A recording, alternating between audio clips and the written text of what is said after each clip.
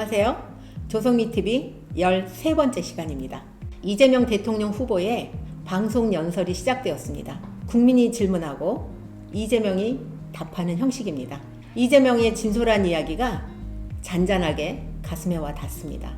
거짓과 다툼이 난무하는 작금의 선거판에서 진심이 담긴 진솔한 이야기가 제 마음을 조금은 편하게 해줍니다. 우리의 대통령입니다.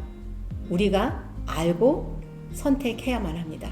가짜뉴스에 속지 맙시다. 진실을 볼 수 있어야 합니다. 누굴 비난하기 전에 나 자신이 오염돼 있지 않나 돌이켜봐야 합니다. 나의 삶을 지켜줄 대통령 후보 이재명의 첫 번째 방송 연설을 들어보시겠습니다.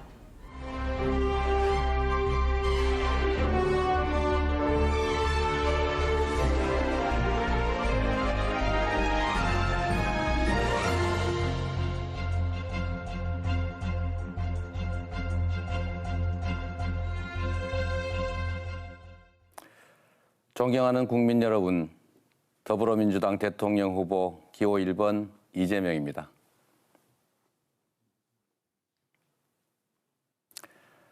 오늘부터 방송 연설을 시작합니다. 오늘은 첫 번째 시간으로 저 이재명을 국민 여러분께 소개해 드리려고 합니다. 국민께서 보내주신 질문에 답하는 방식으로 제가 살아온 이야기를 해 드리려고 합니다. 첫 번째 질문입니다. 어린 시절 이재명은 어떤 아이였나요? 한마디로 친구들과 잘 놀고 활발하고 씩씩한 아이였습니다. 초등학교 1학년 성적표에도 그렇게 적혀 있습니다. 저는 경북 안동 예안면 도촌리 지통마라는 화전민들이 모여 사는 곳에서 7남매 중 5째로 태어났습니다. 고향집은 지금도 버스가 안 다닐 만큼 첩첩산중 오지입니다. 시오리길을 약 2시간 가까이 걸려서 학교에 갔습니다. 엄청 먼 길이었죠. 저희 집은 무척 가난했습니다. 아버지는 제가 초등학교 3학년일 때 돈을 버시겠다고 먼저 고향을 떠나셨습니다. 어머니는 남은 5남매 키우시느라고 나무집 밭일 해주시면서 정말 허리 펼 새도 없이 열심히 일하셨습니다. 제가 보기는 이래도 어린 시절에 애교가 참 많았습니다. 학교에서 돌아오면 제일 먼저 엄마 이렇게 큰 소리로 불렀습니다. 그러면 어머니는 저 멀리 밭에서 김을 매시다가도 호미를 쥔 채 일어나셔서 저를 기다려 주셨습니다. 저는 총알처럼 달려가서 어머니 품에 덥석 안기곤 했었습니다. 어머니 품은 늘 푸근했고 언제나 좋은 냄새가 났습니다. 오염되지 않는 산골에서 어머니의 큰 사랑을 담뿍 받으면서 구김살 없이 자랐던 제 유년은 저에게 가장 따뜻하고 그리운 기억으로 남아 있습니다.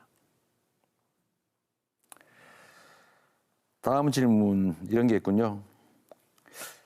13살 어린 나이에 소년공이 됐는데 소년공 시절 기억에 남는 장면 3가지 어떤 걸 꼽을 수 있나요? 네.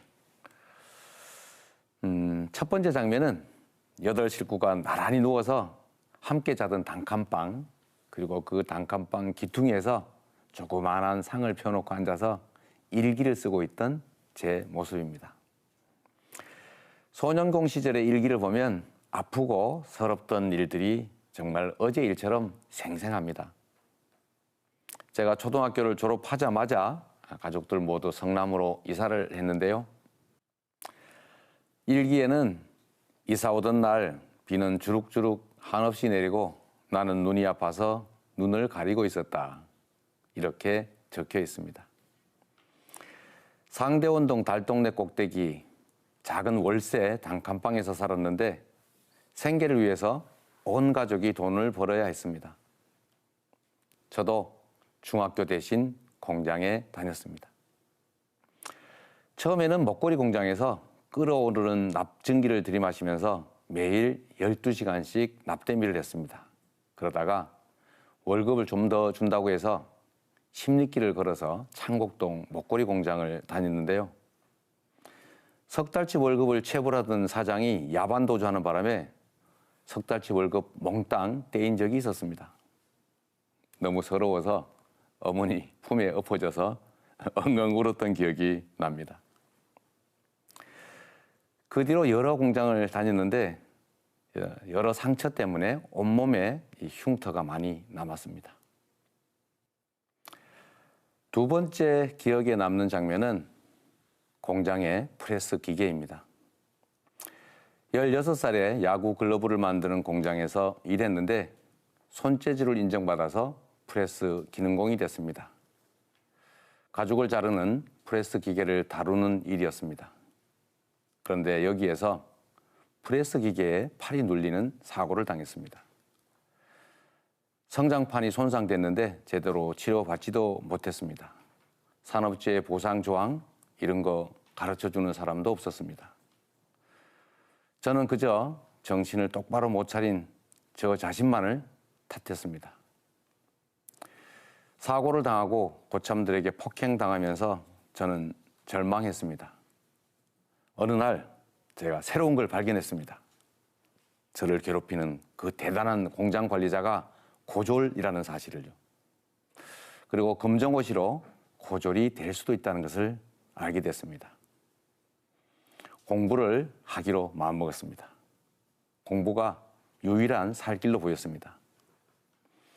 공장에서 퇴근하면 곧바로 학원으로 달려가고 밤잠 줄여가면서 열심히 공부해서 대입검정고시, 고입검정고시 빠르게 합격했습니다.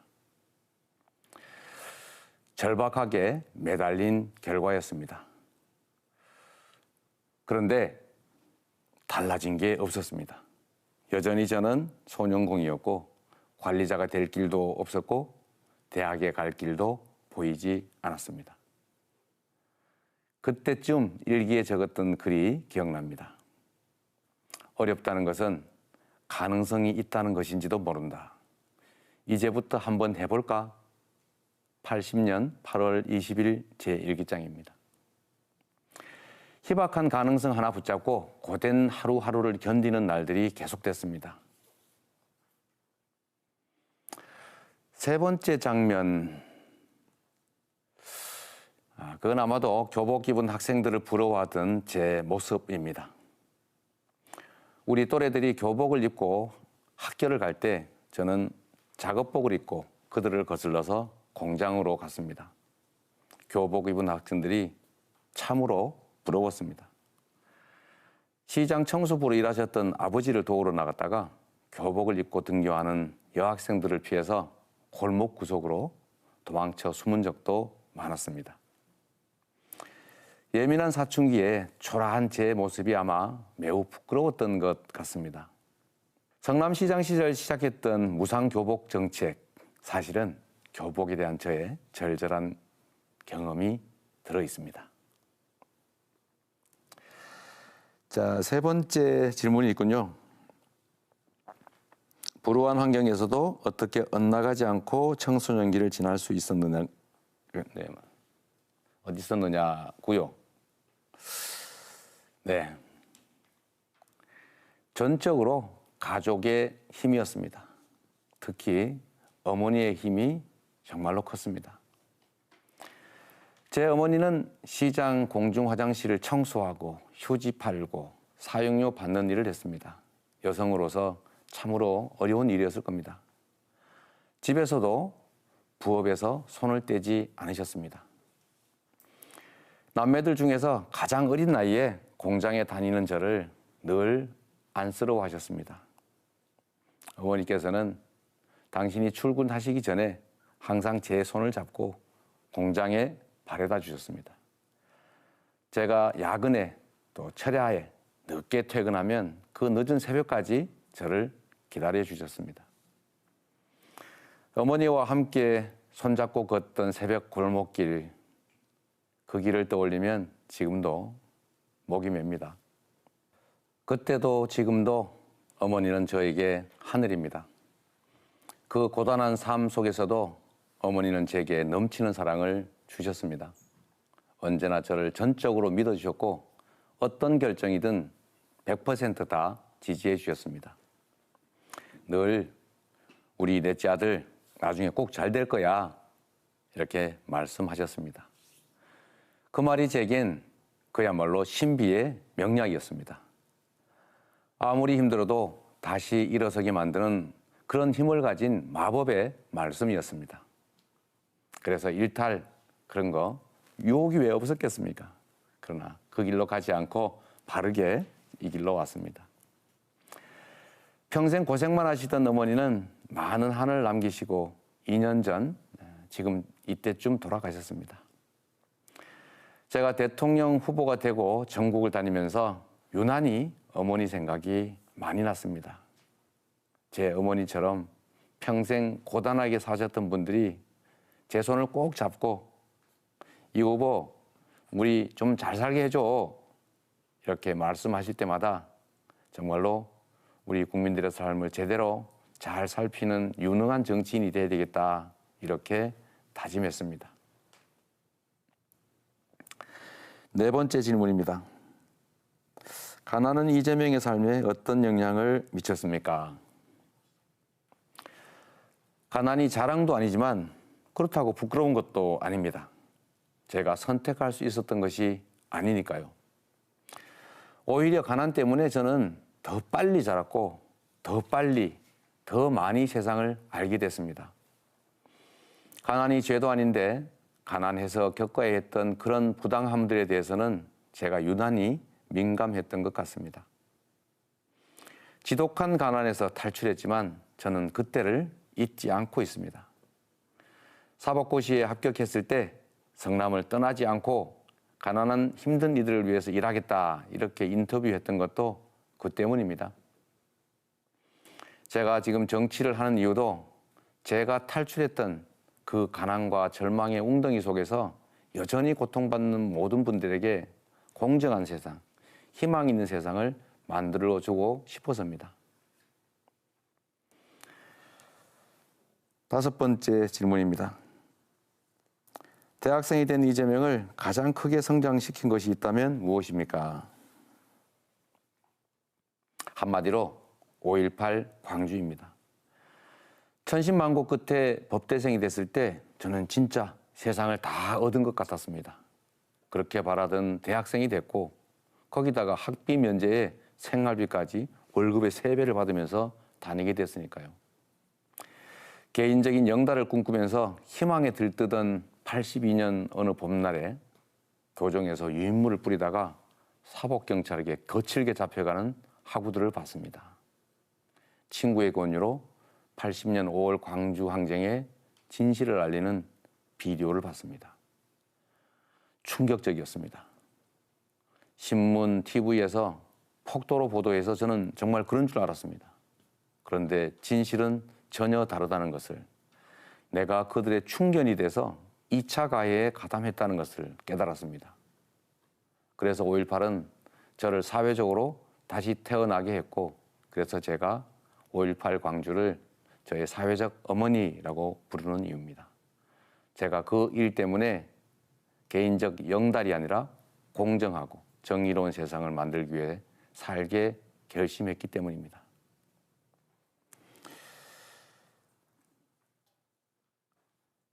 사법고시에 합격한 뒤에 꽃길을 마다하고 인권 변호사가 됐는데 솔직히 내적 갈등 없었습니까? 저라고 왜 마음속에 출세욕이 없었겠습니까? 사법연수원 최종 성적이 판검사 임용권 안에 들다 보니까 사실 많이 흔들렸습니다. 제가 판검사가 되면 가장 좋아하실 어머니의 그 큰 기대를 저버리는 것도 정말 힘들었습니다. 그리고 특히 25살 그 어린 나이에 초보 변호사로 과연 먹고 살 수 있을까 이런 걱정도 컸습니다. 그러던 중에 한 인권 변호사의 강연을 듣게 됐습니다. 바로 노무현 변호사셨습니다.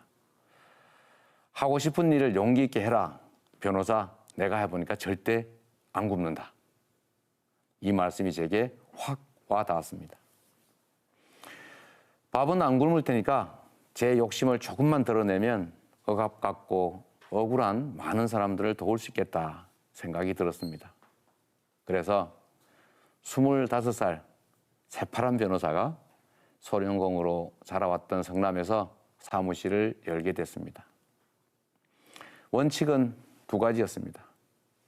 돈이 아니라 사람을 변호하자. 이익이 아니라 정의를 변호한다. 지금까지 잘 지켜왔던 것 같습니다.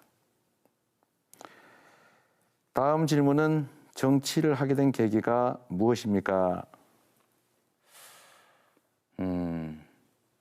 제가 성남에서 노동인권 변호사로 일할 때 성남 본시가지에 큰 병원 두 곳이 한꺼번에 폐업했습니다. 50만 시민들이 한밤중에 응급 상황이 벌어져도 멀리 분당까지 가느라 위험 지경에 처할 수 있게 됐습니다. 시립병원을 위해서 시민들이 나섰고 저는 시민운동 대표로서 성남 시립병원 추진위 공동대표가 됐습니다. 순식간에 시민 20만 명이 서명할 만큼 시립의료원 설립은 시민들에게 절박한 과제였습니다. 2004년 3월 주민발의조례가 시의회에 상정됐는데 당시 다수당이던 국민의힘 시의원들이 47초 만에 날치기로 폐기하고 도망가 버렸습니다. 방청했던 시민들과 제가 너무 분하고 원통해서 본회의장에서 엉엉 울었습니다. 그게 특수공무집행 방해죄가 됐습니다. 시의회에서 항의하면서 운 사건으로 두 번째 수배가 떨어졌습니다. 수배 중이던 2004년 3월 28일 오후 5시 교회 지하 기도실에서 수배 생활을 하면서 처음으로 정치를 해야겠다라고 마음먹은 시간입니다. 이제 시장이 돼서 직접 시립병원 우리 손으로 만들자고 다짐했습니다. 정치의 길로 들어선 제 운명의 순간이었습니다. 그리고 2010년 제가 성남시장이 돼서 준비를 거쳐 2013년 성남의료원 착공했습니다.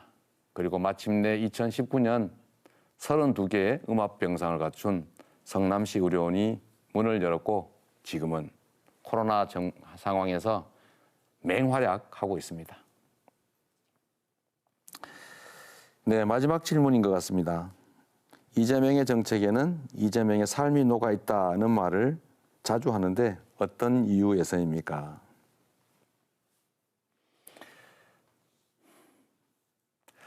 저는 국민들이 체감하는 정책을 많이 만드는 것이 중요하다라고 생각했고 또 실제 많이 만들었습니다.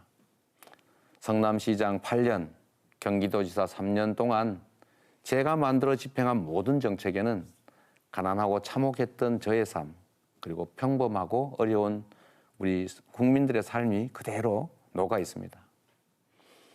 아버지께서 시장에서 주워온 거의 상한 과일만 먹었던 저의 개인적 경험이 경기도의 어린이 건강과일 지원 사업 모태가 됐습니다. 검정고시 학원비 7,000원이 없어서 공장에 다니다가 산재 장애인이 됐던 저의 개인적 경험이 청년 기본소득의 뿌리가 됐습니다. 20만 원이 없어서 일가족이 극단적 선택을 하는 이 현실이 경기도의 소액 극저신용대출 사업의 출발이었습니다. 누군가는 포퓰리즘이라 비난하지만 성남 시민과 경기도민들께서 크게 만족하셨고 그 성과 때문에 저를 지금 이 자리까지 보내주셨습니다. 성남시장, 경기도지사 시절 공약 이행률 평균 95%가 넘습니다. 실천했고 실적으로 실력을 증명했다고 자부합니다.